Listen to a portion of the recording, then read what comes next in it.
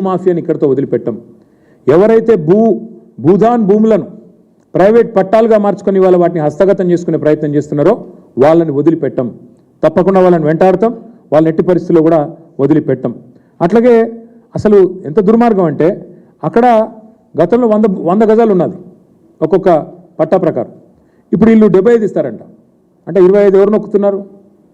పొంగులేటా, తుమ్మలనా, బట్టిగారా, ఎవరు? పేదవాడి గతంలో అక్కడ 100 గజాలు ఇచ్చిందే భూదాన్ బోర్డు. మళ్ళీ అందులోకి వెళ్ళి ఇప్పుడు 75 ఇస్తాం 25 ఇవ్వమంటే ఎవడు దొబ్బేస్తున్నాడు? అది మీరేనా? మీ వెనకాల ఉండే బ్రోకర్లా? ఇది చెప్పాలని చెప్పి డిమాండ్ చేస్తూ ఉన్నాం. అట్లాగే ఇంకా విచిత్రమైన మాట మాకు అర్థం కాంది. ఓపెన్గా చెప్తున్నాడు ఆ భూదాన్ చైర్మన్, అవి పట్టాలు నేనే ఇచ్చినా అది 100% కరెక్ట్ పట్టాలని రాజేందర్ రెడ్డి అని భూదాన్ చైర్మన్ చెప్తున్నాడు. తప్పైతే మరి చెప్పండి, ప్రభుత్వం ముందుకు వచ్చి చెప్పనియండి. అది కూడా మీదే కదా భూదాన్ బోర్డు అంటే.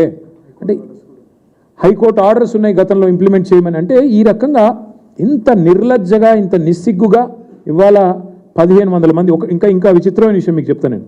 ఇప్పుడు ఆ 311 లిస్ట్ ఇచ్చారు. ధర్మవరపు దుర్గా అనే అమ్మాయి, వైఫ్ ఆఫ్ ధర్మవరపు రవి, కామేపల్లి మండలం అడవి మధ్యలపల్లి సొంతూరు, ఇక్కడికి వచ్చి 7 ఏళ్ళైంది. ఆ లిస్టులో ఆ పేరు లేదు. దుగ్గిరాల శ్రీకాంత్ సన్ ఆఫ్ బాలయ్య, సొంతూరు ఎన్కూరు, 20 ఏళ్ళుగా ఖమ్మంపట్నంలో ఉన్నాడు. మరి ఆయనను కూడా ఇప్పుడు వదిలిపెట్టారు కావాలని.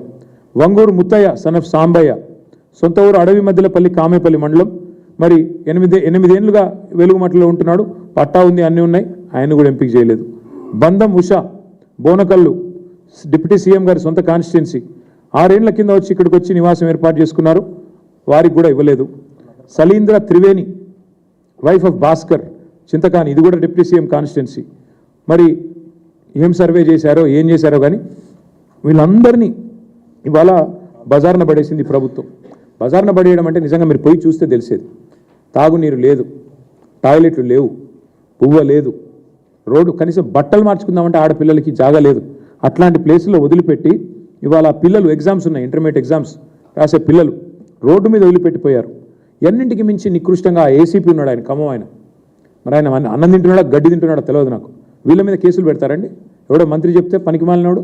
ఆ ఏసీపీకి బుద్ధి జ్ఞానం ఉంటే, ఆ ప్రభుత్వానికి బుద్ధి జ్ఞానం ఉంటే విత్డ్రా చేసుకోవాలి కేసులు వెంటనే. తప్పుడు పని చేశారని మీరే ఒప్పుకున్నారు, పట్టాలు ఇవ్వడం అంటేనే మీ తప్పు మీరు ఒప్పుకున్నట్టు. మరి అట్లాంటప్పుడు తప్పుడు కేసులు బనాయించినందుకు కూడా క్షమాపణ చెప్పండి. తప్పకుండా ప్రజలకు ఏదైతే మీరు తప్పు జరిగిందో క్షమాపణ చెప్పి ఆ కేసులు కూడా విత్డ్రా చేసుకోవాలి. ఆ ఏసీపీ గారు మా పార్టీ నాయకుల మీద కూడా కేసులు పెడుతున్నాడంట, మేము అన్నం పెడుతున్నందుకు. ఇంతకంటే హీనమైన పని ఇంకోటి ఉంటుందా? మా టౌన్ ప్రెసిడెంట్ మీద, మా పార్టీ నాయకత్వం మీద ఒకటి కాదు 7-8 కేసులు ఒక్కొక్కరి మీద. నాకు ఇంకో సమాచారం విచిత్రంగా అనిపించింది, పీడీ యాక్ట్ పెట్టే ప్రయత్నం చేస్తున్నారంట. ఎందుకంటే వీళ్ళు నక్సలైట్లని, లెఫ్ట్ పార్టీలని, ఓపీడీఆర్ అనే సంస్థ మీద కూడా ఏదో పీడీ యాక్టులు పెట్టే ప్రయత్నం చేస్తూ ఉన్నారంట. మీడియాతో మాట్లాడితే, కొంతమంది బాబు మీడియాకి చెప్పుకున్నారు, మీడియాతో మాట్లాడితే కేసులు. ఇది మీకు వాయిస్ ఇచ్చినందుకు. అంటే వీళ్ళు చేసే దొంగతనం కూడా చెప్పకూడదంట. ఒక ఆయన పెద్ద ఆయన ముత్తయ్య గారు అంటే ఆయనను కూడా, ఆయన కోయ సామాజిక వర్గం, కాంగ్రెస్ ప్రభుత్వం ఆయన కిడ్నాప్ కూడా చేయించింది. ఆయన గట్టిగా మాట్లాడుతున్నాడు, వాళ్ళందరినీ ర్యాలీ చేస్తున్నాడు అని చెప్పి. కొత్తపేటలో, హైదరాబాద్లో నిన్న ఆయన ఎత్తుకొని పోయారు పోలీసు వాళ్ళు. ఖమ్మం పోలీసు వచ్చి ఎత్తుకొని పోయింది. అంటే ఇంత నికృష్టంగా ఒక మాఫియాని ఎంతగానే అనలేదు.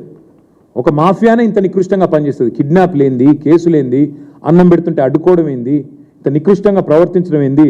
అందుకే అసెంబ్లీలో వదిలిపెట్టాం, ఈ కేసులన్నీ ఎత్తేసేదాకా మండలిలో, అసెంబ్లీలో వదిలిపెట్టాం.